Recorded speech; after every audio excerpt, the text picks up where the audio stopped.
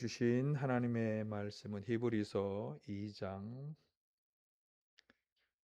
10절에서 18절입니다. 히브리서 2장 10절에서 18절 함께 교독합니다. 하나님께서는 만물을 창조하시고 만물을 보존하시는 분이십니다. 그러므로 하나님께서 많은 자녀를 영광에 이끌어 들이실 때에 그들의 구원의 창시자를 고난으로써 완전하게 하신다는 것은 당연한 일입니다.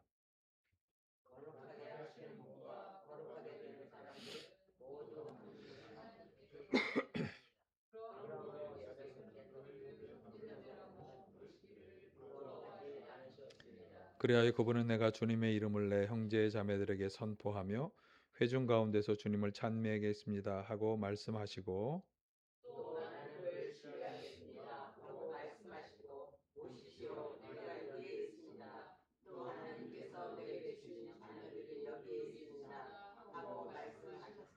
이 자녀들은 피와 살을 가진 사람들이기에 그도 역시 피와 살을 가지셨습니다.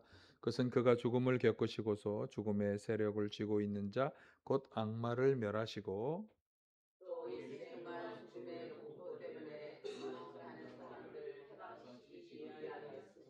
사실 주님께서는 천사들을 도와주시는 것이 아니라 아브라함의 자손들을 도와주십니다.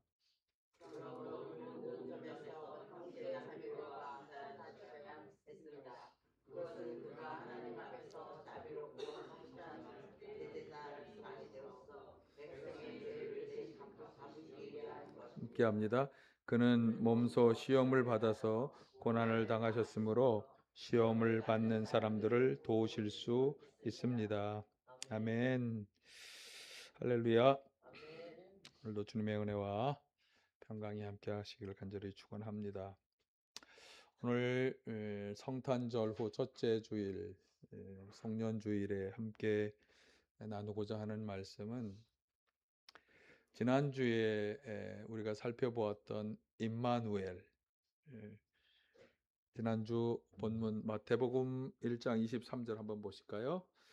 임마누엘에 관한 말씀을 함께 생각하고자 하는데, 시작.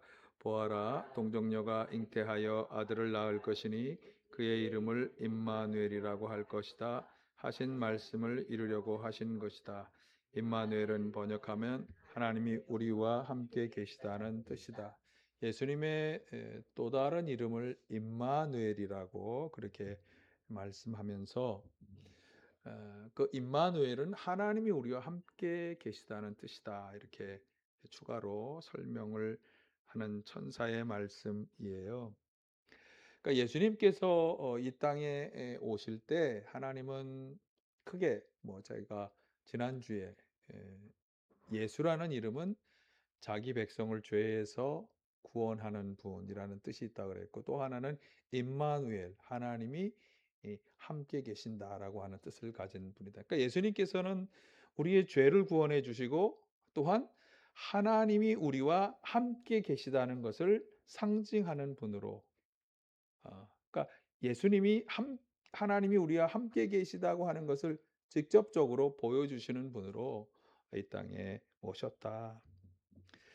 그럼 예수님이 함께 하신다는 것, 그것의 구체적인 설명이랄까? 그것이 무엇일까? 그것을 오늘 이 히브리서 본문이 아주 잘 설명해 주고 있어요. 그래서 임마누엘이라는 것의 참 의미가 어떤 것인지, 그리고 그 임마누엘의 모범이 주는 교훈이 어떤 것인지 이것을 함께 살펴보도록 하겠습니다. 그래서 이 임마누엘의 의미를 잘 설명해 주는 구절이 이제 14절 한번 보실까요? 14절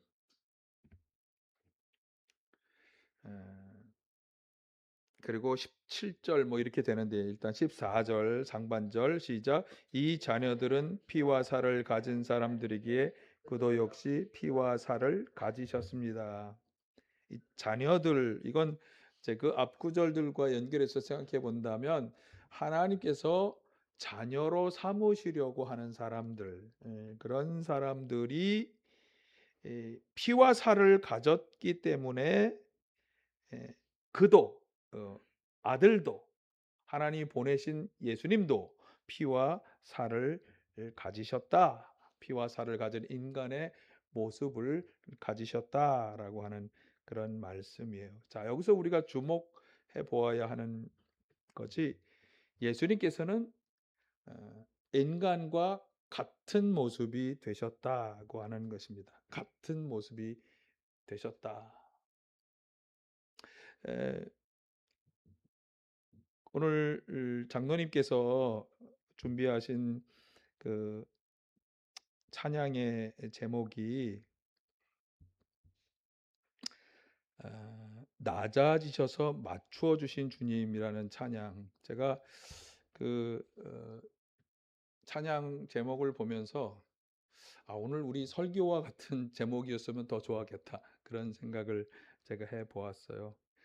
그러니까 낮아지셔서 인간과 맞추어 주셨다는 것의 의미가 뭐냐면 인간과 같은 모습이 되셨다. 예. 네, 같은 모습이 되셨다라고 하는 것이 낮아지셨다고 그렇게 표현하고 있죠. 어, 그러니까 원래 예수님은 하나님의 아들이시잖아요. 아들이신 분께서 어, 하나님의 자녀로 삼기 원하시는 사람들과 함께하기 위해서 택하신 방법은 같은 모습이 되는 것이었다. 그러니까 창조주이신 하나님의 아들이 그분의 그 창조주와 같은 높고 높은 자리를 취할 수 있었는데 그것을 내려놓고 이 땅에 오셔서 우리와 같아지셨다. 이것이 그분이 우리 곁으로 오시는 오셔서 우리와 함께하는 아주 중요한 방법이었다라고 하는 것이죠. 이런 이야기가 있습니다. 정글의 왕인 사자가 다른 동물들과 아주 친하게 친구처럼 지내기를 원했어요. 그런데 다른 연약한 동물들, 토끼나 생쥐 등은 사자가 그 사나운 발톱이나 이빨을 가진 채로 자신들과 친구가 될 수는 없다고 생각했어요. 왜냐하면 그 사나운 발톱이나 이빨을 가지고 언제든지 자신을 해할 수 있다고 생각한 거죠. 그래서 아무리 친절하고 온순하게 대해줘도 언젠가는 그 사나운 이빨이나 발톱을 드러낼 수 있다. 그래서 사자는 그 동물들과 친구가 되기 위해서 결단을 내렸어요. 내 이빨을 다 뽑고 내 발톱도 다 뽑고 그리고 내가 동물들과 친하게 지내야지. 그렇게 사자가 발톱과 이빨을 다 뽑았을 때 동물들은 그를 받아주었습니다. 그러니까 강한 자의 모습을 그대로 가지고 혹은 강한 자의 그런 모든 것을 다 가지고 약한 자들과 나는 함께한다 그렇게 말할 수 없다는 거예요. 같아지지 않으면 함께하는 것은 아니에요. 지켜보는 거고 보호하는 거지. 그러니까 자기가 누리고 있고 가지고 있는 것을 그대로 다 두고서는 함께한다고 말할 수 없다. 함께하려면 같아져야 한다. 그래서 예수님의 이 임마누엘을 잘 설명한 구절이 빌립보서 2장 5절에서 8절인데 한번 보실까요? 시작. 여러분 안에 이 마음을 품으십시오. 그것은 곧 그리스도 예수의 마음이기도 합니다. 그는 하나님의 모습을 지니셨으나 하나님과 동등함을 당연하게 생각하지 않으시고 오히려 자기를 비워서 종의 모습을 취하시고 사람과 같이 되셨습니다. 그는 사람의 모양으로 나타나셔서 자기를 낮추시고 죽기까지 순종하셨으니 그 십자가에 죽기까지 하셨습니다. 그러니까 하나님의 아들로서 누려야 하는 것, 누릴 수 있는 것들을 다 내려놓고 인간의 모습으로 살과 피를 가진 그런 인간의 모습으로 오셨다. 그러니까 함께 한다고 하는 것은 같은 처지가 되는 것이다. 이것이 함께함의 기본 정신이에요. 이런 그 예수님의 함께함의 정신을 초대교회 성도들은 그들의 삶에서 실현하려고 노력했어요. 그것을 잘 보여주는 것이 사도행전 2장 44절 이하, 4장 32절 이하에 잘 나타나는데, 믿는 사람들은 함께 지내면서 어떻게 했는가 하면 자기의 것을 다 내놓고 모든 것을 공동으로 소유했어요. 사도행전 2장 44, 45절을 한번 보실까요? 시작. 믿는 사람은 모두 함께 지내며 모든 것을 공동으로 소유하였다. 그들은 재산과 소유물을 팔아서 모든 사람에게 필요한 대로 나누어 주었다. 예. 모든 것을, 그러니까 자기가 가진 것을 자기 거라고 주장하지 않은 거예요. 내놓아서 모두가 함께 공동의 소유가 되게 하였어요. 그래서 4장 33절 34절쯤에 보면 그들 가운데는 가난한 사람이 한 사람도 없었다, 이렇게 기록하고 있는데, 구절을 비춰주세요. 그렇게 한 이유가 뭐냐 하면, 이유가 아니라 그렇게 한 원인, 뭐지? 근데 그렇게 할 수가 있었던 게 뭐냐 하면 자기의 것을 다 내놓았기 때문에. 부자도 뭐 가난한 사람이야 내놓을 게 없었겠지만, 그러니까 많이 가진 사람들은 그걸 다 내놓은 거예요. 그래서 모두가 공동의 소유가, 내 것이 아니라 공동의 소유가 된 거죠. 그러니까 함께 하기를 원한다면 이 초대교회의 사람들처럼 하는 것이 가장 좋은 거죠. 그래서 정확한지는 모르겠습니다만 원래 공산주의자들의 정신이 이 기독교의 초대교회에서 따왔다고 하는 말도 있잖아요. 모든 것을 다 내놓고 공동으로 소유하자, 그렇게 돼야 되는데 그런데 공산당 자기들이 다 가지고 있다는 게 이제 문제가 되는 거죠. 오늘날의 공산 사회는. 어쨌든 어떤 사람과 우리가 좋은 관계를, 함께하는 관계를 맺기 원한다. 그러면 그 사람과 같아져야 한다. 뭐 소유물 혹은 가진 것뿐만 아니라 또 뭐 생각, 여러 가지 환경을 같은 것이 되어져야 하는 것이 함께하는 관계를 이루어가는 방법이다. 여러분, 누군가와 함께하기를 함께 해주는 그런 삶이 되길 원한다면 같은 마음, 같은 생각, 같은 처지로 살아가야 할 줄로 믿습니다. 이 임마누엘의 정신이 우리의 가족과 우리 이웃과 교회에서 실현되기를 간절히 축원합니다. 그러면 같아진다는 것이 왜 중요하냐? 같아져야 같은 것을 느낄 수 있고 같은 것을 경험하기 때문이죠.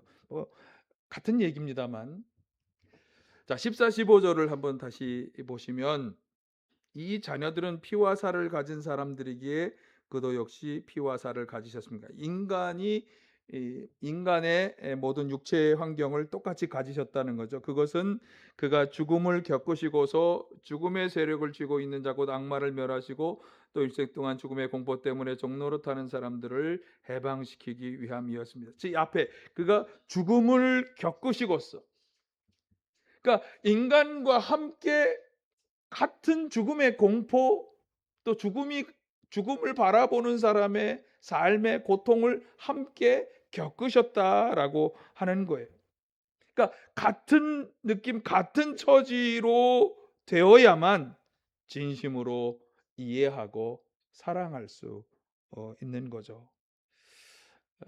그래서 같은 것을 함께 경험한다고 한다는 점에서 우리는 이것을 공유한다고 말할 수 있습니다. 그러니까 생각과 감정을 함께 공유하는 것, 같은 처지가 되어서 함께 공유하는 것, 이것이 함께함의 아주 중요한 길이다라고 하는 거죠. 예수님께서 하나님의 아들이시지만 그분이 이 땅에 오셔서 우리와 같아졌기 때문에 같은 것들을 느끼며 사셨어요. 어떤 사람은 예수님은 하나님의 아들이니까 그분이 이 땅에서 경험한 것들은 다 가짜야.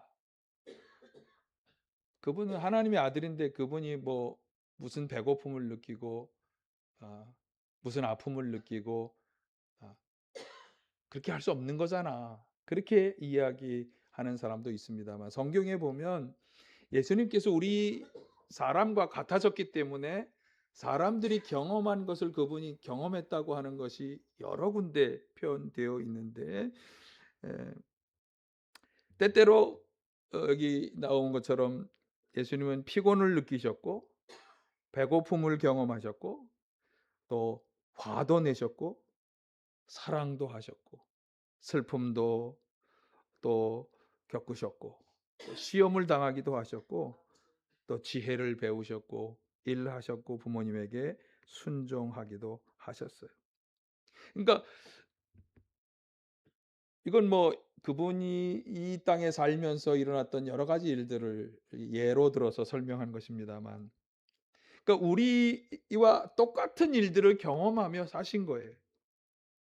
그래서 오늘 2장 20 본문의 2장 15절 말씀처럼 우리와 똑같이 죽음의 공포를 느끼셨기 때문에 또 죽음의 공포를 가진 사람이 겪는 고난과 어려움들을 함께 겪으셨기 때문에 그래서 그 죽음의 공포를 가지고 사람들을 자신의 종으로 삼아서 휘하에 끌어넣는 사단의 세력과 맞서실 수 있었고 거기로부터 사람들을 해방시키는 일을 하실 수 있으셨다.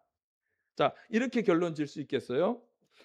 같은 처지가 되어 같은 것을 느끼고 경험하셨기 때문에 더욱 온전히 이해하시고 도우셨다. 예수님께서 마지막 십자가에 달려 돌아가시기 직전에 겟세마네 동산에서 기도하실 때 몇몇 제자가 예수님과 함께 했잖아요. 예수님은 그들이 예수님과 같은 마음으로 함께 해 주기를 원하셨어요. 그런데 그들은 함께 있었지만 졸고 있었어요. 예수님이 그들에게 한시도 나와 함께 깨어 있을 수 없더냐 말씀하셨죠. 예수님은 자신이 겪는 괴로운 심정, 자신의 느낌, 자신의 아픔을 제자들이 함께 공유하기를 원하셨지만 제자들은 그렇게 하지 못했던 거죠. 그러니까 함께 한다고 하는 것은 같이 느끼고 경험하고 공유하는 것입니다. 우리가 누군가를 사랑한다면 진심으로 그의 감정을 공유해야 하죠. 자녀들과의 관계에서 그렇지 않습니까?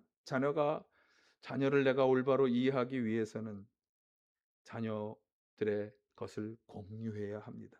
그들이 좋아하는 것, 싫어하는 것, 원하는 것, 소망하는 것, 그들의 희노애락 이것을 함께 느끼고 공유하려고 노력해야만 자녀를 비로소 이해하고 도와줄 수 있는 거죠. 내 감정을 강요하고 내가 원하는 것을 강요하는 건 자기 사랑이지 참 사랑이 아니에요. 그러니까 참된 사랑을 하기 위해서 참으로 함께하는 사람이 되기 위해서는 같아져야 하고 같은 감정을 공유해야 하는 거죠. 그래야 이해할 수 있고 그래야 상대방을 받아들일 수 있는 것입니다. 여러분 이것을 꼭 기억하시고 같아지고 감정과 생각을 공유하려고 노력하셔서 함께 해주는 그런 부모 또 함께 해주는 성도 또 함께 해주는 하나님의 자녀가 다 되시기를 간절히 축원합니다. 자, 그런데 그렇게 예수님께서 같아지셔서 생각과 감정을 공유하며 우리 인간을 온전히 이해하셨기 때문에 그분이 무엇을 하셨느냐? 우리를 도와주셨다는 거죠. 예수님께서 우리를 도와주신 것은 이 앞에서 일어났던 그분이 함께하며 같아지고 생각과 감정을 공유하는 과정들의 최종적인 그런 행동이었어요. 여러분, 함께한다는 것은요, 방관하고 상대방이 일어나는 일을 무심히 바라보는 것이 아니에요. 예수님께서는 우리의 고통과 약점을 함께 알고 느끼고 공유하셨기 때문에 우리를 도와주신 거예요. 그래서 14, 15절에 보면 그가 죽음을 겪으시고서 죽음의 세력을 쥐고 있는 자 악마를 멸하시고 또 일생 동안 죽음의 공포 때문에 종노릇한 사람을 해방시키기 위함이었다. 그러니까 죽음의 고통을 알고 죽음의 고통을 가지고 인간을 위협하는 그 세력들, 그 고통과 고난을 겪는 사람들을 종으로 삼으려고 하는 악마를 멸하시려고 노력하신 것이고, 거기서부터 사람들을 해방시키기 위해 노력하셨다. 18절에 보면 몸소 시험을 받아 고난당하셨기 때문에 고난당하는 사람을 도우신다, 그렇게 말씀하고 있습니다.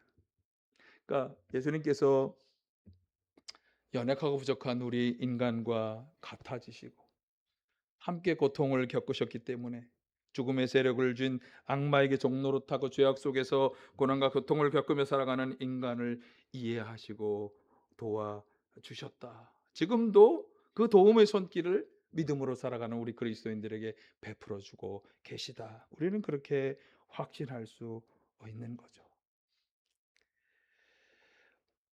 그런 점에서 우리가 누군가와 함께 하기를 원한다면 우리도 이 최종적인 행동까지 이어져야 하는 거예요.